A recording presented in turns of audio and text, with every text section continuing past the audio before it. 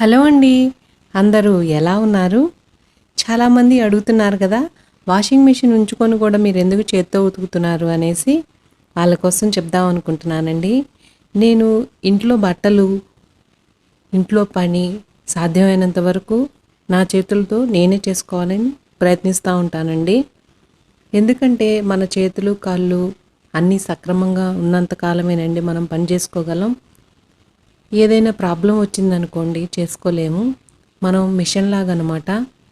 Machine వాడుతూ ఉంటే oil వేసుకొని కుడతా ఉంటే అది చాన్నాళ్ళు పనిచేస్తుందండి. అదే మనం వాడకుండా పక్కన పడేసామనుకోండి అది ఇంకా మిషన్ పనిచేయదు. అట్లానే మనమని నేను భావిస్తానండి. మనుషులు కూడా వాళ్ళ పనులు వాళ్ళు చేసుకుంటా పోతూ ఉంటే ఏ విధమైన ఆరోగ్య సమస్యలు అనేవి రావు అన్నది నా నమ్మకం అండి. అందుకని సాధ్యమైనంత వరకు అన్ని పనులు ఇంట్లో చేసుకోవడానికి ప్రయత్నిస్తాను. ఒకరు లేటుగా అయినా కూడా నా సొంతగానే నేను చేసుకుంటానండి. అందుకనే నేను చేత్తో ఉతుకుతాను. చేత్తో ఉతకడం అనేది పెద్ద సమస్య ఏం కాదండి. మనం ఇంట్లో పనులన్నీ స్టార్ట్ చేసే ముందుగానే బట్టలు నానబెట్టేసుకున్నాం అనుకోండి, మిగతా పనులన్నీ చేసుకునే లోపు అవి నానిపోతాయి. పెద్దగా మనం కష్టపడాల్సిన అవసరం ఉండదు. మట్టి అంతా నానిపోయి ఉంటుంది కాబట్టి మనం ఈ విధంగా చేసేస్తే బట్టల్లో ఉన్న మురికి వెంటనే పోతుంది. అట్లానే ఒకళ్ళు అడిగారు, వాళ్ళు అసలు చేత్తోనే ఉతుక్కోరంట. వాళ్ళ కోసం అనేసి షర్ట్ ఎలా ఉతకాలనేది చూపిస్తున్నానండి. షర్ట్ ఆల్రెడీ నేను నానబెట్టేస్తున్నాను. ఈ విధంగా సోప్ పెట్టుకొని పక్కన పెట్టేసుకోవాలండి. కాలర్కి ఇంకా జేబుకి హ్యాండ్స్ దగ్గర సబ్బు రాసేసి పక్కన పెట్టుకోవాలండి. ఆల్రెడీ నానుంది కాబట్టి వెంటనే మురికి అనేది మనం బ్రష్ కొడితే పోతుంది. ఈ విధంగా కాలర్కి రాసేసుకొని పక్కన పెట్టుకోవాలండి.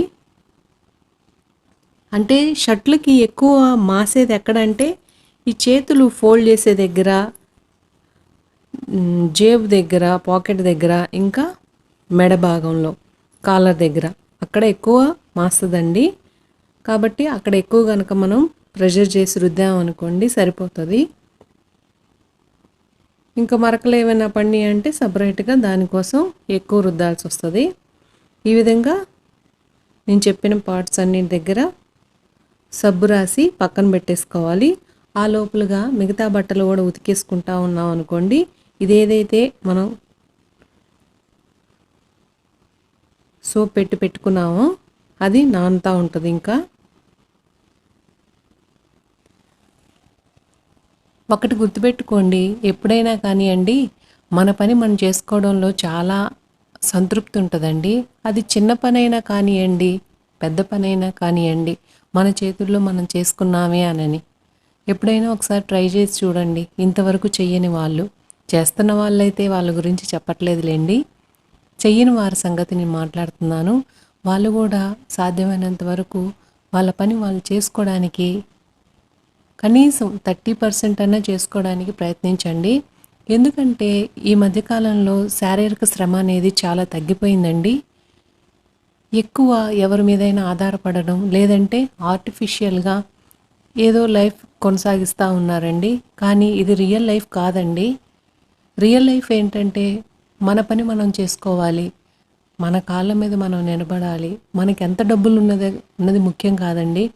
మనం ఎంత గట్టిగా నిలబడి మన ఇంటికి ఒక 5 మంది వస్తున్నారంటే వాళ్ళ కోసం మనం నుంచొని వంట చేయగలుగుతున్నాం, లేదంటే ఇంటిని సక్రమంగా సరిదిద్దుకోగలుగుతున్నాం అన్నదే మెయిన్ ఇంపార్టెంట్ అండి. కానీ ఇప్పుడు డబ్బులు పోసేసి మేము చేపించేసుకుంటున్నాం, అంతా ఆర్టిఫిషియల్ అయిపోతుందండి. సాధ్యమైనంత వరకు ఈ విధంగా ట్రై చేయండి. ఇందాక నానిపోయింది కదా, ఇప్పుడు దాన్ని బ్రష్ చేసేస్తున్నాను.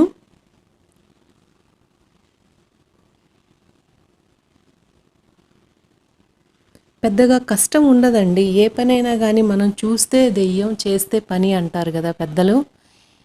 మనం చూసినంతసేపే దాన్ని చూసి మనం భయపడాలండి, చేస్తే పక్కకి వెళ్ళిపోతుంది ఆ పని. ఈ విధంగా బ్రష్ కొట్టేసి ఇట్లా చేస్తే దాంట్లో ఉన్న మురికి అనేది పోతుందండి.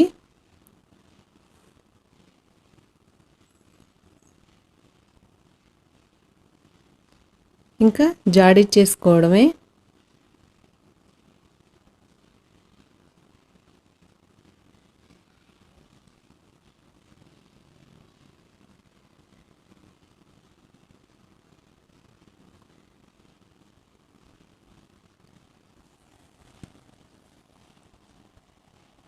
కానీ మనందరం ఈ విధంగా చేసుకుంటా ఉన్నాం అనుకోండి, మనకి ఒక రకమైన హెల్దీ హార్మోన్స్ అనేవి రిలీజ్ అవుతాయండి.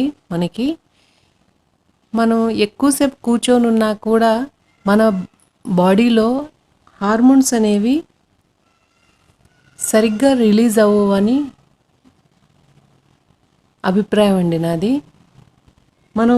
మనంతట మనం అన్ని పనులు చేసుకుంటా ఉంటే ఒక రకమైన ప్లెజెంట్గా ఉంటుంది.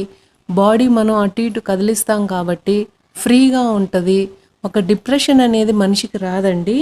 చూసారా, నేను వాష్ చేసేసాను ఆ షర్ట్ అనేది. అట్లానే అండి, బనీన్లు వచ్చేసరికి చాలామంది అడిగారు, అది కూడా చూపిస్తున్నాను. బనీన్లకి గంజి ఎలా పెట్టుకోవాలనేసి.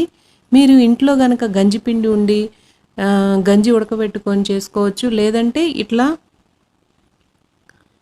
రివైవ్ లిక్విడ్ వస్తుందండి, దాన్ని తీసుకొని ఒక మగ్గు 1.5 మగ్గు వాటర్ తీసుకొని ఇలా రివైవ్ ఎంత కావాలో అంత, అంటే మన దగ్గర ఉన్న బనీన్ల క్వాంటిటీని బట్టి వేసుకోవాలండి. ఎక్కువ శాతం ఉంటే ఎక్కువ వేసుకోవచ్చు. 1 కప్ వేస్తున్నాను నేను ఇక్కడ. వేసేసి ఒక 5-6 చుక్కల ఉజాల వేస్తున్నానండి, బ్లూ అన్నమాట.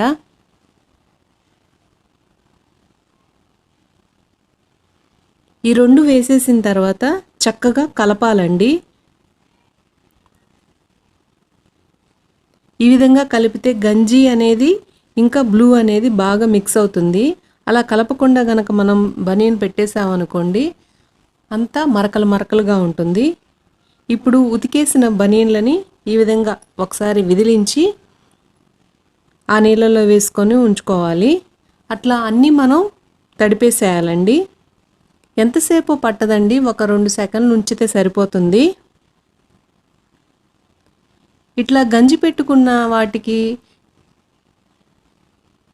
ఈ బ్లూ అనేది చక్కగా పడుతుందండి వైట్ బట్టలకి. ఇంకా వేసుకుంటే కూడా చాలా బాగుంటాయండి వైట్ బట్టలకి. మనం బ్లూ గంజి పెట్టుకొని కనుక ఎప్పటికప్పుడు రెడీ చేసి పెట్టుకుంటే ఈ విధంగా 2 సెకండ్లు ఉంచితే సరిపోతుందండి. అన్నీ తీసి ఈ విధంగా పిండేసేయాలి.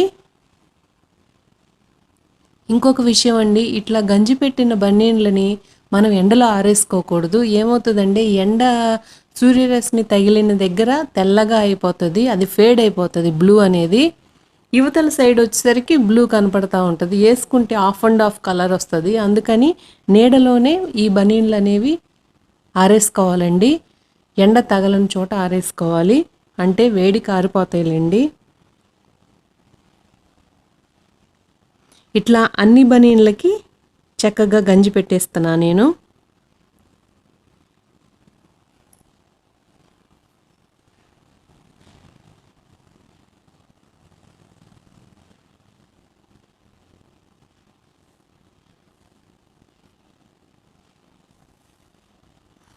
ఇట్లా మనం వంగి జాడిస్తూ ఉంటాం కదండి, మన వెన్నుపూస ఇంకా నడుం పార్ట్ వచ్చేసరికి కొద్దిగా ఎక్సర్సైజులు, అంటే మనం పక్కన రోజు ఇంకా సపరేట్గా మనం ఒక ఎక్సర్సైజులు కానీ ఏమి చేయకుండా ఉన్నా కూడా ఈ విధంగా చేస్తే సరిపోతుందండి. చూడండి, నేను బట్టలన్నీ ఉతికేసాను, చక్కగా ఆరేసేసాను కూడా. అంతేనండి. ఛానల్ నచ్చితే లైక్ చేయండి, సబ్స్క్రైబ్ చేసుకోండి. Thank you.